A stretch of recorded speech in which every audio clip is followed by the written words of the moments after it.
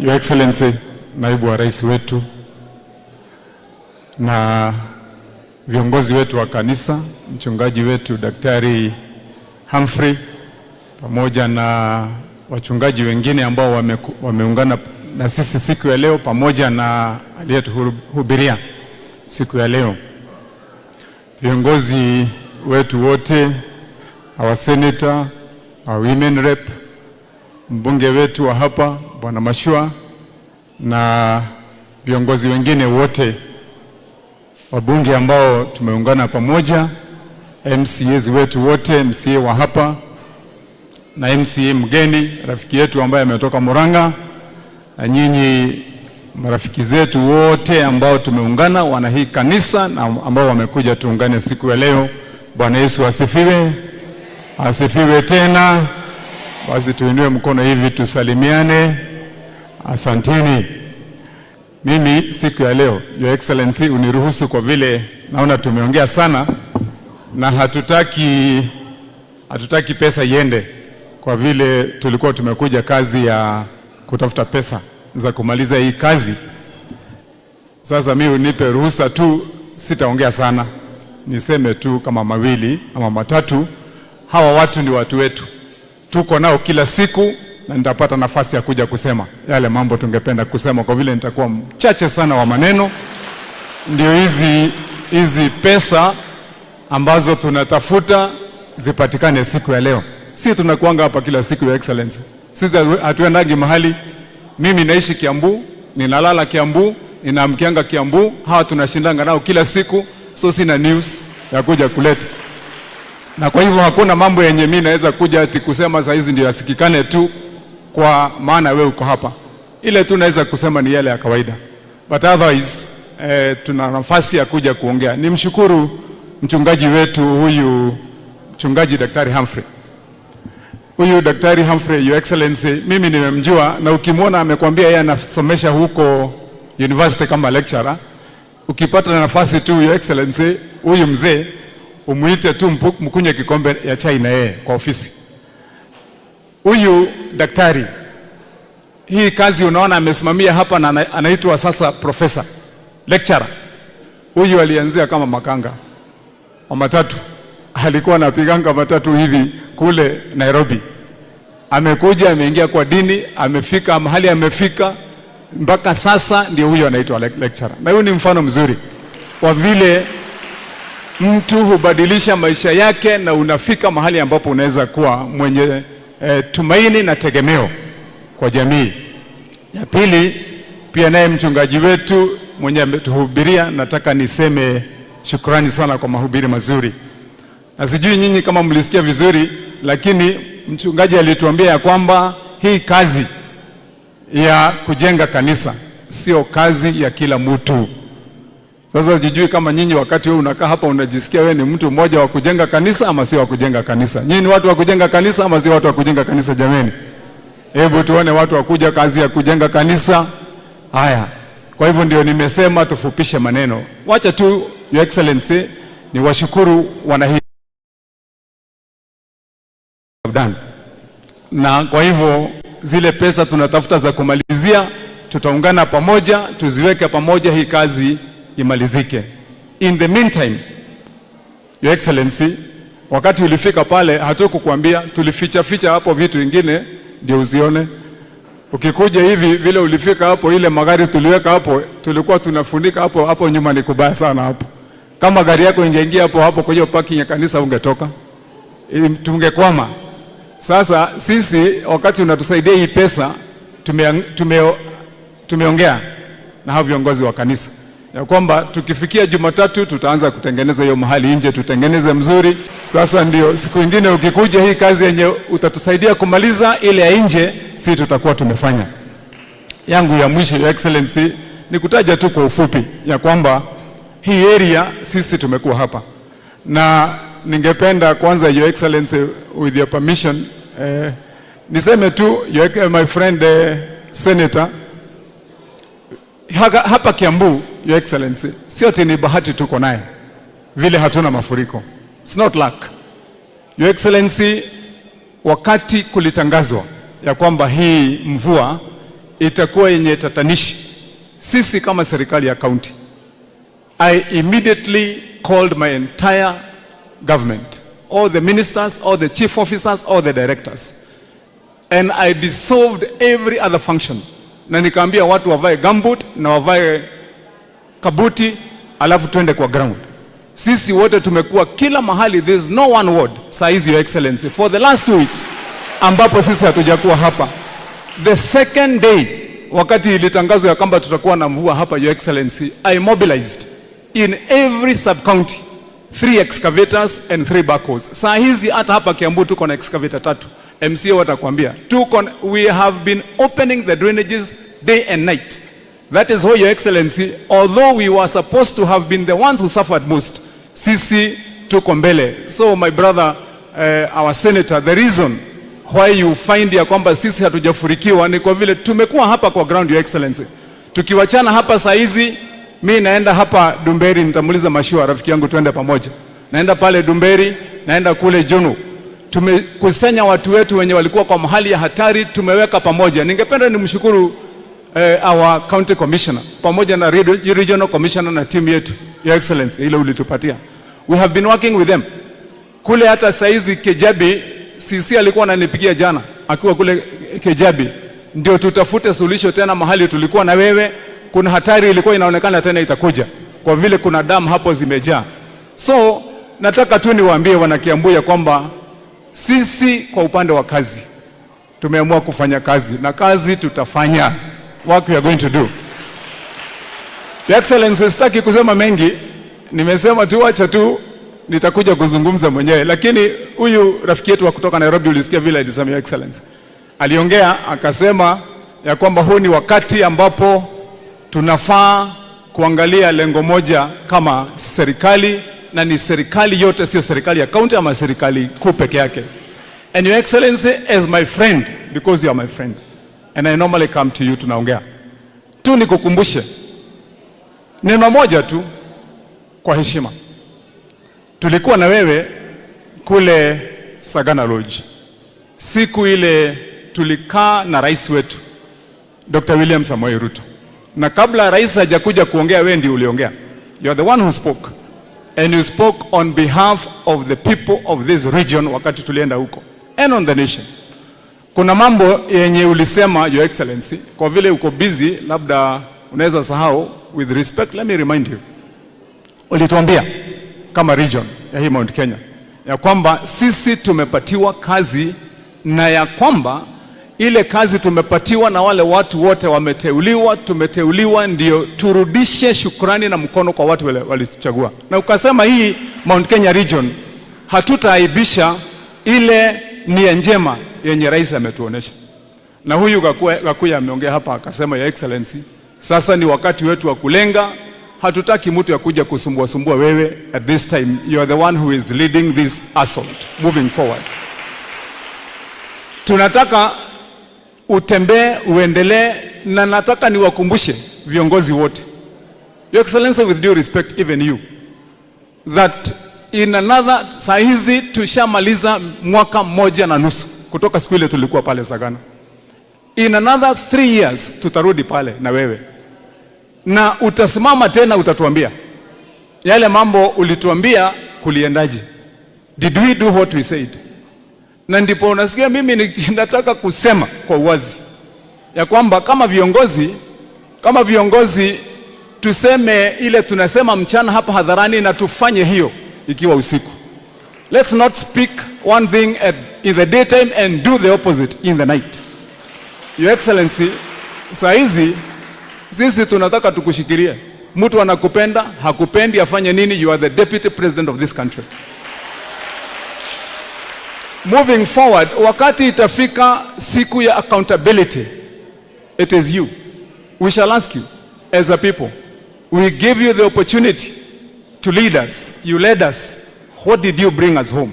Na ndio ukirudi sasa, wakati tunarudisha rais wetu William Ruto, tunataka utarudi na yeye. But whether we like it or not, whether you like it or not, there are questions you will have to answer to us. Did you do what we agreed? Did you lead us well? Did you tell every leader in the daytime when they are right and when they are wrong? Because watu wengine wanakuja wanasema, Your Excellency, huyu Gakuya amesema hapa msisumbue rais, msisumbue deputy president, kwa vile tunataka endelea na kazi. Your Excellency, this region works in harmony. The work of a governor, the work of every MP, the work of every MCA zinashikana namna hii for you to deliver on your vision. Na so when we are speaking ya kwamba mtu asikuje kusema saa hizi ati mimi nataka kazi ya deputy president, we give it to you. It's your job. This is time to work for you. Hata kama mimi nikiwa wapi ningependa kuwa deputy president, I'm not going to come and tell it is your time. It is your time for you to do that. And we respect that. Your Excellency, I want to hear also, because we respect you, what do you say yourself as our deputy president? Wakati pia viongozi wengine tunakuja tunasema na mimi nataka kukua MP, na mimi nataka are we going to entertain at this time when as the UDA KK team we are saying we are going to deliver? Ya kwamba tutakuwa tunasema saa hizi nimekalia hapa lakini nataka ile, nataka ya rais. We are saying very simply, in 5 years kiti ya rais itakuwa open. Kiti ya deputy president itakuwa open. Kiti ya MP itakuwa open. Kiti hata ya governor itakuwa open. But our point here, Your Excellency, is very simple. Hata Biblia inasema there is a time for everything. This is the time to work, Your Excellency. It's time to work. Ni wakati wa kufanya kazi kwa hii kaunti yetu. Na mimi nimesema, Your Excellency, niseme hayo kwa vile mimi hawa watu walinipatia kazi and I intend to deliver on the job they gave me. Ndio tunakaa hapa. Nilihama kutoka Nairobi, Excellency, when I was a senator. Now I live here so that I can wake up to the issues of these people. Ya mwisho yangu, Your Excellency, my last point, Your Excellency, is ni vizuri tumesikia maongeo moja mbili hapa kwa viongozi. Nataka niulize, Your Excellency, because you have been a leader, you have been an MP, now you are our deputy president. Unajua mambo ya sheria. Are we saying ya kwamba sisi tunataka tukuulize, Your Excellency, maswali ya serikali ya Jubilee? Auditor General akienda kuandika neno lolote tukuje tuulize William Ruto na Rigathi Gachagua mambo yale yalitendwa na serikali ya Jubilee? No. Your Excellency, let us be truthful. Because zile report za Auditor General zenye zimetolewa saa hizi ni zile za serikali zilipita. I am answering to the issues of zile serikali zilikuwa za kina Kabogo, serikali zilikuwa za kina Waititu, zilikuwa za kina Nyoro. That is the report that is out. So when we are saying we want to discuss about the issues of the county of Kiambu, let us be honest. Tusiweke tu kupamba hivi so that you get an opportunity to say things. Lastly, Your Excellency, I want to put it on record, and I respect you and I respect this leadership. How watu wa Kiambu watakwambia, when I came to government and I saw in Kirigiti that I would lead this county in truth, Your Excellency, I inherited a pending bill of 7 billion when I got into office. Right now, I have reduced that pending bill by paying our people. We are down to 4.9 billion. And in another 3 years, we are going to clear it. Your Excellency, for the last 3 governments that were in office before me, no government built even one classroom in this county. Now, I have built 234 classrooms in 128 schools and completed, Your Excellency. When I came into this office, Your Excellency, you and William Samoei Ruto, our president, you told us, let us work together. And you gave us the lead of what the bottom-up agenda is like. I want to put it on record, Your Excellency, so that it is clear to the people of Kiambu. When I came to office, Your Excellency, in pursuit of the bottom-up agenda, I took the program that mulikuwa mmetengeneza. Now, more than 3/4 of our farmers tulipatia fertilizer ile yenye tulisema tupatie free of charge. We have been distributing farm inputs, Your Excellency. Tumepatiana mahindi kwa kila mkulima, Your Excellency. Your Excellency, when you said ya kwamba tushirikiane mambo ya health, Your Excellency, you agreed with us when we met with you in IBEC and Summit ya kwamba tutawashika hawa wananchi, especially the ones who are at the bottom, and make sure ya kwamba tunaweka kila mwananchi kwa hali ambapo hakuna maskini yoyote anaweza kosa kuingia kwa hospitali kwa vile hana pesa kosa kutibiwa. Your Excellency, as we speak this afternoon, in Kiambu County, I have put 400,000 people of Kiambu on the program called Kiambu Afya or Wamatangi Care, where they pay nothing to go to any public hospital in this country, Your Excellency. As we are speaking, Your Excellency, I have built 16 level 3 hospitals as we are speaking at 80% completion, Your Excellency. Never before in this county, wakati mambo ilikuwa inapeana hii ya bursary, Your Excellency, I found when I came to your office less than 1.5 years ago, bursary ilikuwa once per year 100 million. Today, Your Excellency, we are giving bursary at 5 than 1 year. And we are distributing it 5 times per year, so no child can be left at home, Your Excellency. We are completing level 4 hospitals in sub-counties where Mheshimiwa Koimburi comes from. Mheshimiwa Koimburi should be able to tell you, Your Excellency, that at his time when he has been the MP for Juja, which has a population of almost 700,000 people, had no single level 4 hospital. I've built for him and the people of Juja a level 4 hospital that is 80% complete, Your Excellency, at this time. Mheshimiwa Kirago there will tell you, he had a project for a level 4 hospital which was stalled for 8 years. His sub-county has no level 4 hospital. I am 80% complete in completing that hospital for him. Your Excellency, in Karori, where you are the DO, and we thank you because you know this place more than anyone else. We built a hospital there that was a moribund. Now, as we speak, that hospital, I have built a full level 4 hospital and it is 80% complete, Your Excellency. It is 60% complete, Your Excellency. We are saying something very simple. We are saying something very simple, Your Excellency. Sisi tuko hapa kufanya kazi.